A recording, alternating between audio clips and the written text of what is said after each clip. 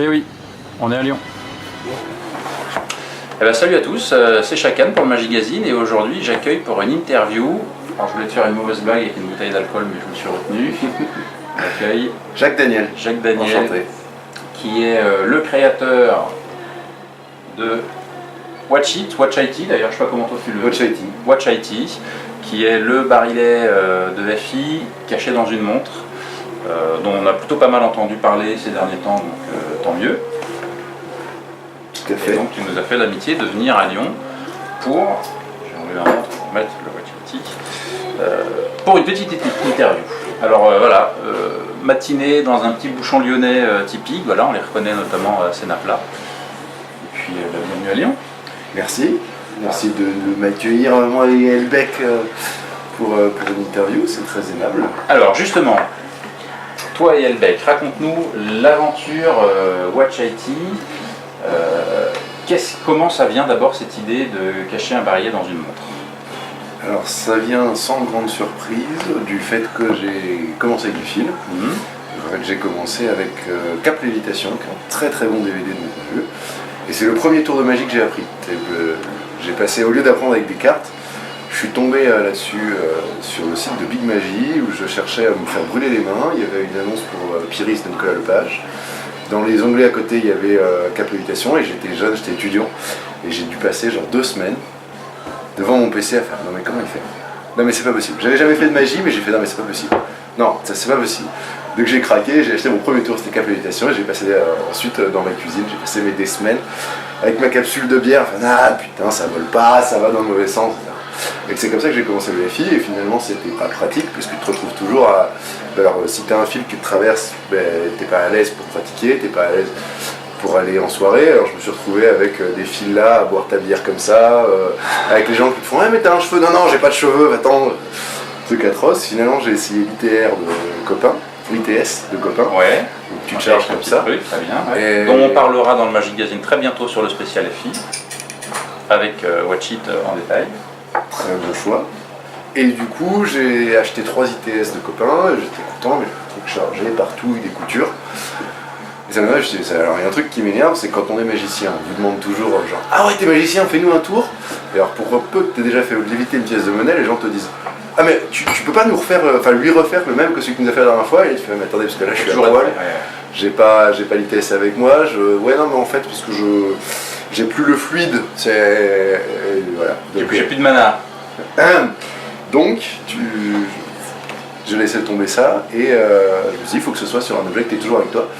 On a globalement toujours un jeu de cartes avec soi, qu'est-ce qu'on a d'autre toujours avec soi? On a une bague, on a une montre, on a une ceinture, on a machin. Donc montre. Ok. Voilà. Alors après, il faut trouver la bonne montre. Alors après, il y a eu toute une histoire. Ça, combien de centaines de montres t'as acheté avant de trouver celle qui te donne la place de faire ça? Alors c'est l'histoire du projet en lui-même, elle est un peu longue. J'étais en Amérique du Sud en vélo quand j'ai eu cette idée de mettre le barillet dans une montre. J'ai dit ouais, cool. Et j'étais en école d'ingénieur et en dernière année, j'ai dit je vais caler ça discrètement en projet de fin d'études. Pour une raison simple, c'est que du coup je pouvais avoir accès aux machines à commande numérique de l'école pour faire de l'usinage, qui normalement est hors de prix. Enfin, 1 heure de location d'une machine à commande numérique, c'est pas dans un budget de magicien. Et là, je les avais gratuitement. Génial. Et en plus, j'avais les profs pour me corriger mes moules. Truc formidable. Donc j'ai fait ça pendant que j'étais en dernière année.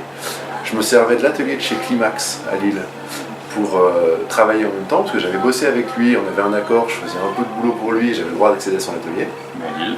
Bon deal. Puis j'ai lancé une première série il y a 4 ans de ça. Alors quand tu dis j'usine, alors attends, juste un truc, parce qu'il n'y a pas que la magie dans la vie. Donc en Argentine, en Amérique du Sud, ouais. T'as traversé l'Amérique du Sud en vélo? Ouais. Ok. Bon, jolie tranche de vie ça. Ouais. T'as fait quoi comme pays? En fait j'ai fait Chili, Argentine, et puis ensuite on avait un vague problème de malaise d'altitude dans les montagnes. Ouais. Donc j'ai été interdit d'altitude, du coup on est redescendu, on a pris un avion vers le Panama et on a continué. Ok, donc ça veut dire que vous étiez plusieurs? On était 2. Combien de temps? 6 mois. Bon, vous voyez, il n'y a pas que la magie dans la vie, ça fait des belles choses aussi. D'accord, donc ça fait grandir.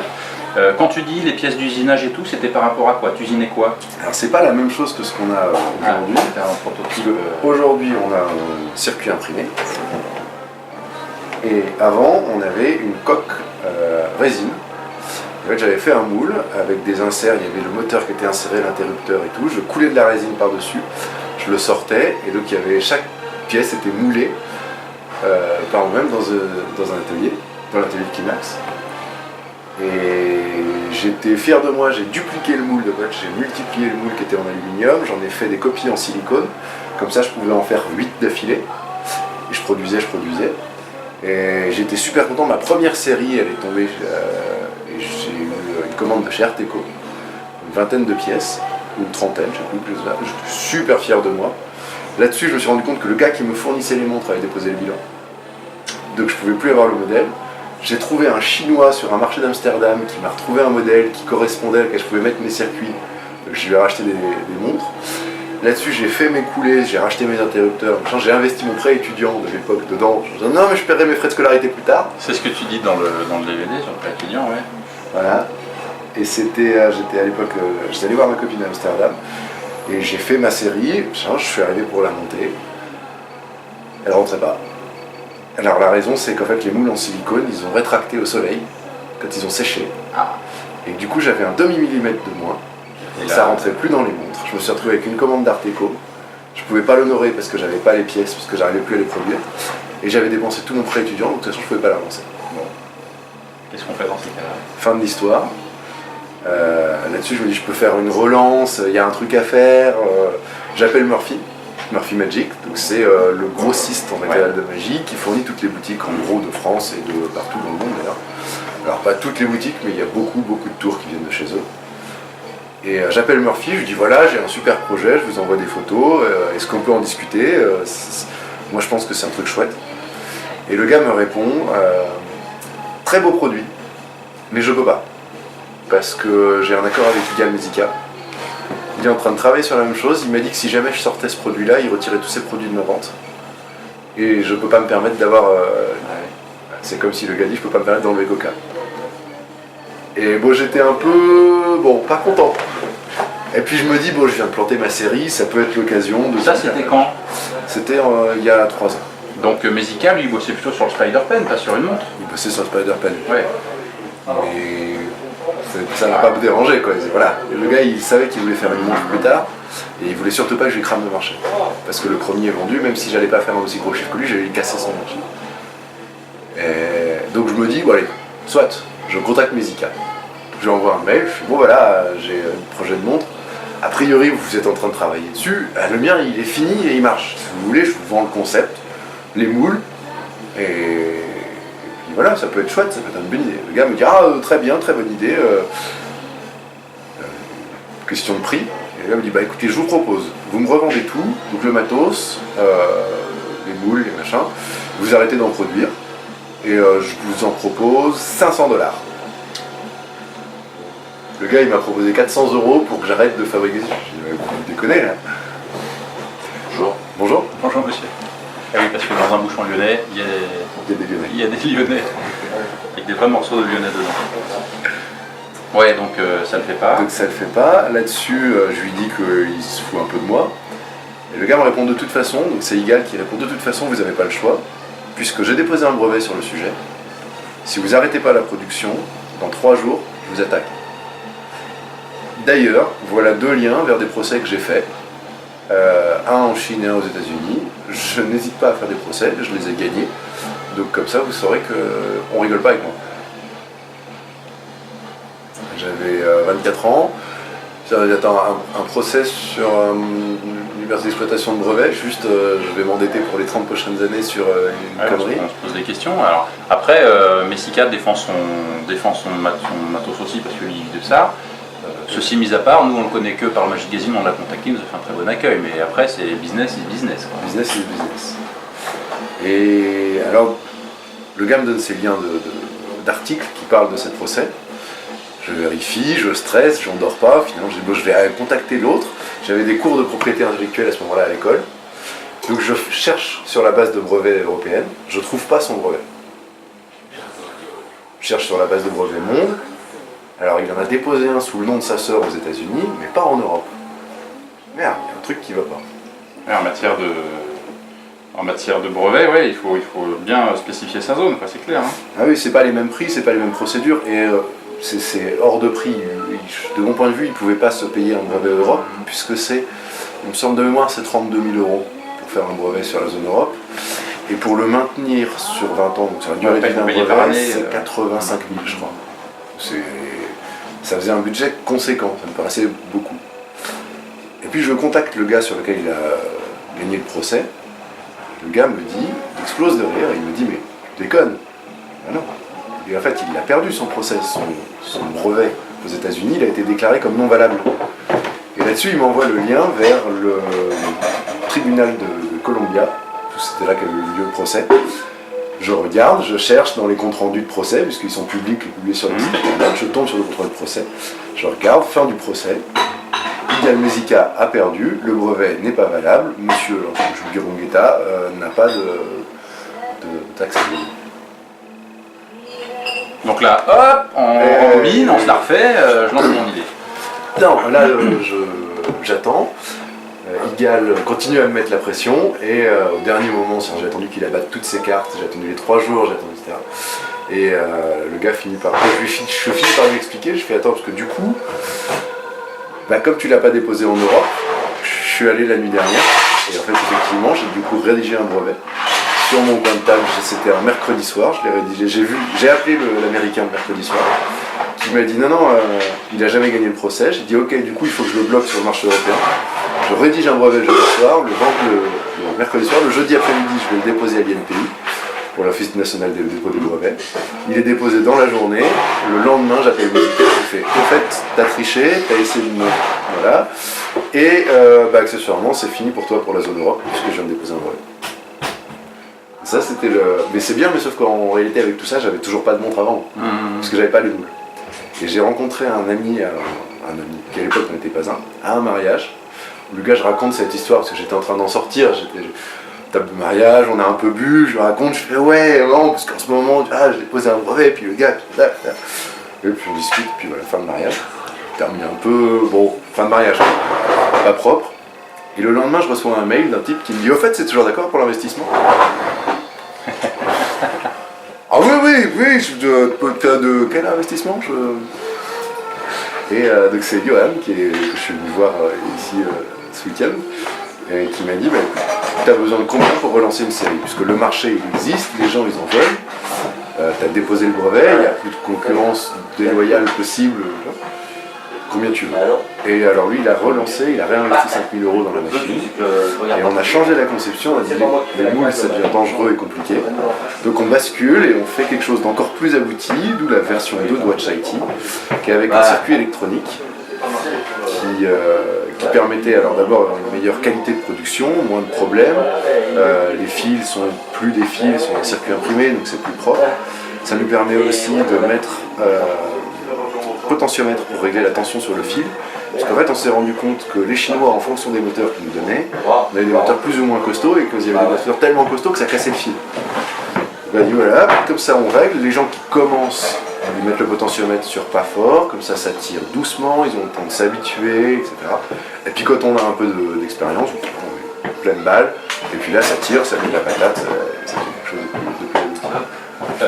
Au début, parce que là du coup les recharges sont les mêmes que Tarantula et Spider-Pen, c'est à mon avis l'idée qu'il fallait avoir, parce que sinon je vois pas comment on recharge son truc, ou alors on sa bobine et puis bzzz, on s'en fait comme ça.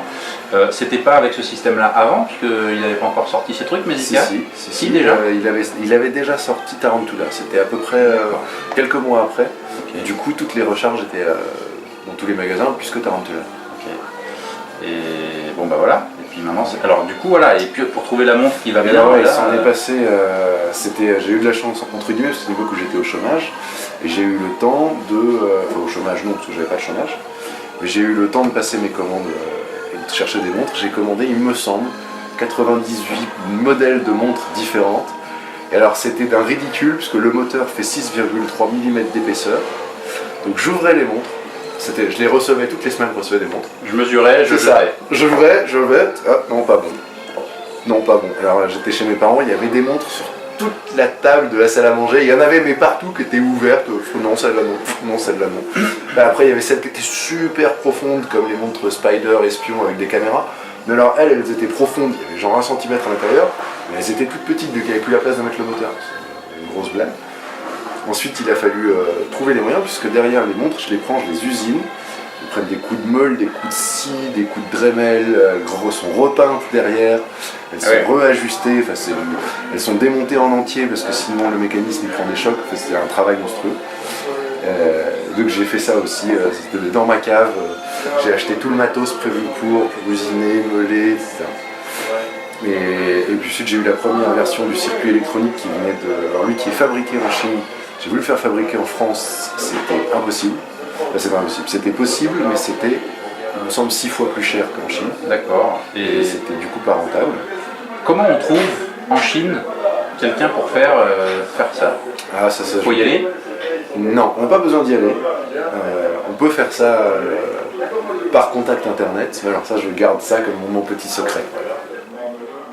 Mais ça prend beaucoup de temps et ça prend beaucoup d'argent, puisque la première série qu'on a reçue, on s'est mal compris, et ça nous a coûté 1 200 €. Ah, parce que du coup, parce que quand on les a reçus, c'était de travers. Parce que le gars il a pas compris, il a tout soudé dans le mauvais sens. L'erreur, alors j'allais dire de débutant, mais un type qui débute en fait, juste un type qui débute. Okay. Alors, tu m'as confié tout à l'heure qu'on était en fin de série. Enfin, en fin de série, c'est-à-dire que là, toutes les montres que tu avais faites sont vendues, donc sont dans les différents magasins, marchands de trucs ou au poignet de ceux qui ont la chance de l'avoir déjà. Donc il y en a des 160. On a des 160, en tout et pour tout, on a fabriqué 160 montres, ce qui inclut les 20 et quelques du début. Et on est fini sur la fabrication de ces montres-là, donc si ça vous intéresse, ruez-vous dessus, c'est le matin. Ça va être collector ou ça l'est déjà. Alors l'explication, il y a une explication, c'est que du coup ça prend un temps d'usiner, de percer, de monter, et que malgré le prix élevé, parce que c'est quand même pas donné, des 150 € de prix de vente, c'était pas rentable. Sur les 160 montres, au global, après 3 années de boulot, j'ai fait 460 € de bénéfices. C'est-à-dire rien quand on compare au nombre. Je me suis jamais payé, donc c'est quand on compare au nombre d'heures de boulot qu'il y a eu pour faire 400 €. Quand j'ai eu terminé la série, je me disais parce que du coup je te les lance par 100, est-ce que j'en rachète 100? Est-ce que je refais un prêt? Non, ça vaut pas le coup. C'est quand on vit pour une idée, une passion un peu obsessionnelle aussi, parce qu'on a envie d'emmener ce bébé là au bout. C'est vrai qu'on ne compte pas son temps, qu'on ne compte pas son énergie, et je sais de quoi tu veux parler. Mais en tout cas, tu as amené quelque chose d'unique. Là-dessus, bravo. Alors c'est 100% français, évidemment, même s'il y a une partie made in China, mais 100% français. Et puis c'est monté, usiné chez moi. Donc c'est toi qui fais le petit chinois là pour le coup. Ah ouais, c'est moi qui passe des heures dans la cave à faire tout. Est-ce qu'il y a à part ce que tu nous as déjà dit avec Messica, avec la Chine et tout, un fail un peu rigolo, un truc... C'est ça qu'on aime bien, c'est un peu le croustillant. Genre j'en ai un, mais qui est... je devrais, donc je vais taire le nom. C'est une rencontre avec des magiciens divers et variés, dont un qui était responsable d'un club de magie d'une région. Et le gars est arrivé, je lui ai fait la démo, alors avec le Haunted Deck, donc avec les cartes qui bougent sur la table. Et le gars qui fait de la magie depuis 40 ans me fait « Oh c'est bien ce que tu as fait. Bon, on voit bien qu'il y a des aimants, mais quand même c'est bien. » C'est rigolo. C'est mignon, je dirais plus, parce que c'est des réactions qu'ont les profanes aussi quand on fait et quand on voit de la lévitation. Alors, je parle un peu de la concurrence aussi, mais en matière de FI, on en a beaucoup parlé. Quand on voit Invisible, très joli. C'est vrai que je l'ai encore fait la semaine dernière, parce que Watch IT, je bosse dessus, mais il faut dompter la bête. Invisible, c'est vrai que les gens se disent, alors ils pensent au fil, mais c'est vrai qu'on a tout à fait moyen de désamorcer la partie fil, alors ils pensent à des aimants, et bon, c'est ça aussi la magie, c'est que finalement c'est normal qu'ils pensent à plein de solutions, qu'on désamorce très facilement. Bois ton café parce qu'il va refroidir, je t'en prie, je peux être un petit peu bavard pendant ce temps. Qu'est-ce que je voulais te poser d'autre comme question? Alors si, en parlant d'Invisible, parce qu'avec Watch IT, donc on disait fin de série, Mais le site Extreme Illusion propose en ce moment, donc a priori tu as racheté la fin de tes modèles, va peut-être lui de son côté, alors je sais pas si on peut le voir ou pas. Ah, si, on peut. Va a priori lui de son côté relancer ça, et il a ajouté une vidéo de son cru où il remet un petit peu à neuf, je dirais, parce que entre ton DVD à toi et aujourd'hui, on a vu quelques trucs nouveaux, quelques effets un petit peu sympas en FI, qui notamment invisibles et qui sont possibles désormais avec Watch It par le biais de la vidéo d'Extreme Illusion. De même que les tours de Bruno Coppin, qui sont très très bons, mariage, muscade, sont possibles avec la montre aussi. Alors c'est tous des tours qu'on peut faire, mais que moi je me suis interdit de mettre dans le DVD ou la bande-annonce, parce que c'est pas les miens. Ah oui. Alors c'est vrai que on en reparlera quand on parlera de Watch IT, mais à part le hook finalement, parce que ça s'attache pas aux mêmes endroits qu'Invisible, mais la manip est la même quoi finalement. Bien sûr. Hein, donc c'est globalement pas un tour, enfin c'est un tour pour des gens qui n'ont jamais fait de FI, puisque ça va leur permettre de mettre le pied dedans et de mon point de vue facilement, parce que justement tu peux te faire une accroche, une installation très rapide. Par contre c'est juste un matériel pour les gens qui veulent faire du FI, parce que c'est... En réalité ce qu'il y a dans le DVD, il n'y a pas grand chose de nouveau, c'est des vieux tours qui sont dans le domaine public. C'est pas moi qui les ai inventés, moi ce que j'ai inventé c'est juste la montre, et c'est pour moi ça qui est le produit que je vends. Le DVD est annexe parce qu'il faut en livrer un avec, mais le produit c'est la montre qui permet aux gens de faire du FI en vraies conditions réelles, et de ne pas s'embarrasser, puisque d'expérience on ne peut pas faire du FI en conditions réelles si on n'est pas sur un setup avant, et surtout on ne peut pas faire du FI en conditions impromptues. Tu fais pas du FI en conditions impromptues. Sauf que tu t'appelles Bruno Coppin, mais c'est vrai que c'est joli à voir d'ailleurs. Alors mariage et muscade, alors ceux-là je les connais pas, par contre nous on parlera de l'ABC du fil, et c'est vrai que les tours très simples qu'il y a dans l'ABC du fil, et qui sont déjà je trouve d'abord rigolos, parce que le FI c'est pas qu'une ambiance un peu hantée, truc un peu, voilà, ça peut être des choses très rigolotes là-dessus, parce que lui il le fait avec beaucoup d'humour je trouve, il a beaucoup de sensibilité. On peut le faire avec Watch IT, on peut faire invisible, on peut faire du petit deck de plusieurs façons différentes, on peut faire aussi du fil indirect. Ah oui, finalement, ah oui. Et il ne faut pas se priver. Alors, sur toi, ton actualité magique, est-ce qu'on peut te retrouver quelque part Alors, il y a le site de Helbec, helbec.com. On était en train de sortir des nouveaux produits, et puis c'est le développement de produits, mais il y a des choses qui ne marchaient pas. On en avait deux qui étaient en cours, et pour l'instant les deux sont coincés. On n'arrive pas à les faire avancer, mais ça pourra revenir. On peut en parler ou c'est top secret? Ah non, non, là, non, c'est parce que je suis pas, c'est pas... Même pas un petit exclu là, un petit truc, un petit teaser. Là je te travaille, hein, c'est normal. Hein. Ouais. Je vais essayer pour vous. Ok, alors, autre truc, tu m'as confié que tu avais bossé dans les effets spéciaux pour le cinéma. Est-ce que c'est quelque chose, le genre d'expérience qui t'a inspiré pour justement toute ta façon de voir la magie, le trucage, les dissimulations? Ouais, alors ça m'aide aujourd'hui, parce que j'ai des gens qui ont vu Watch IT, qui l'ont trouvé bien des magiciens et qui m'ont demandé des grandes illusions. Et du coup c'est chouette, parce que moi j'aime bien, c'est des contrats qui sont du coup plus faciles dû au fait que j'ai travaillé dans les effets spéciaux. Puis maintenant j'ai les outils pour. Et ce qui m'aide pour la montre, c'est plutôt le fait d'avoir été suivre des études en école d'ingénieur. Du coup, j'ai vu ce que c'était qu'un circuit électronique, j'ai vu la mécanique, je sais comment est-ce qu'on démoule, je sais comment est-ce qu'on moule, les process qu'on peut faire, l'organisation, le contrôle qualité, la partie légale aussi un petit peu, parce qu'il y a une partie légale sur le sujet.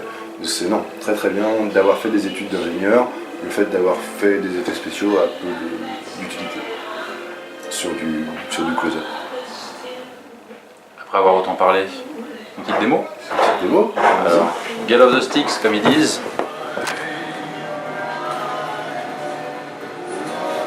Vraiment bien la porte, comme si c'était une table.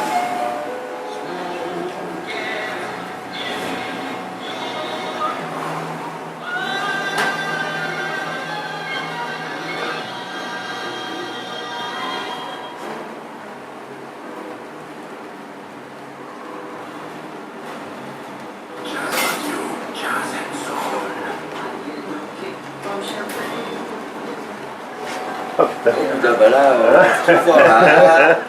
Eh, Ah, ça c'est génial. Hein. franchement, top. Ah ouais. Ah là, oui. Ah, bah, je vous la laisse. Je vous la laisse. Ah bah c'est sympa. Bravo. Eh, Bravo, voilà, voilà, désolé. Avec les verres, c'est pas facile. Hein. Bravo, non, là, c'est sympa là. Donc, tenir bien à plat, comme ça. Voilà, même avec une seule main, ça peut aller. Là. On a développé ça avec le développé. On mange pas tous les coups.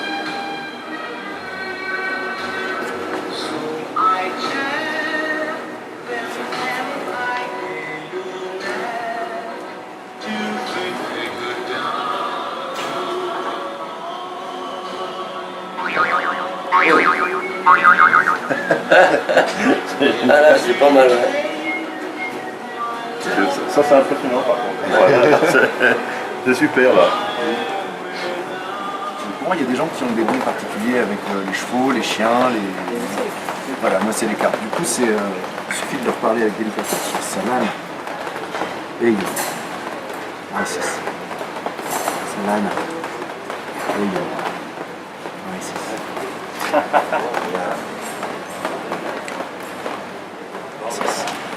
Voilà, c'est ça.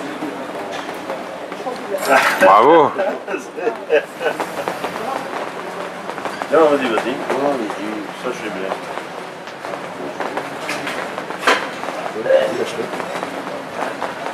ah oui.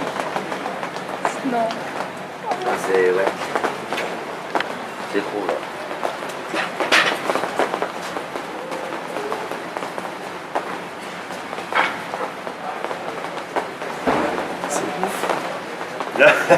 C'est impressionnant. Moi, je voulais la dernière. Ah non, je t'en prie, je t'en prie. Et ça marche par. C'est ouf. C'est malade. C'est ton téléphone qui est truqué, c'est juste... Alors on vient de voir la démonstration en live. Alors il y a juste un truc qui me rassure, c'est que avant de commencer, la batte a cassé. Donc ça me rassure, ça le rend humain.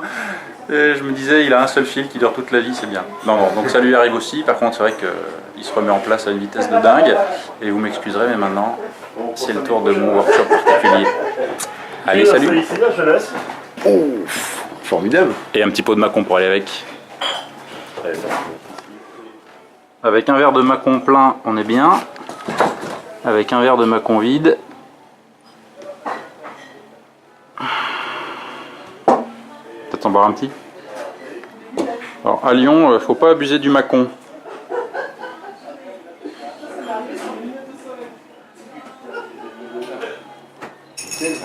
Voilà quoi fait ça, pas du tout. Ah, j'ai maquilleuse. Maquilleuse. Recule. J'ai mis clé là pour le moment. J'ai fait comme ça.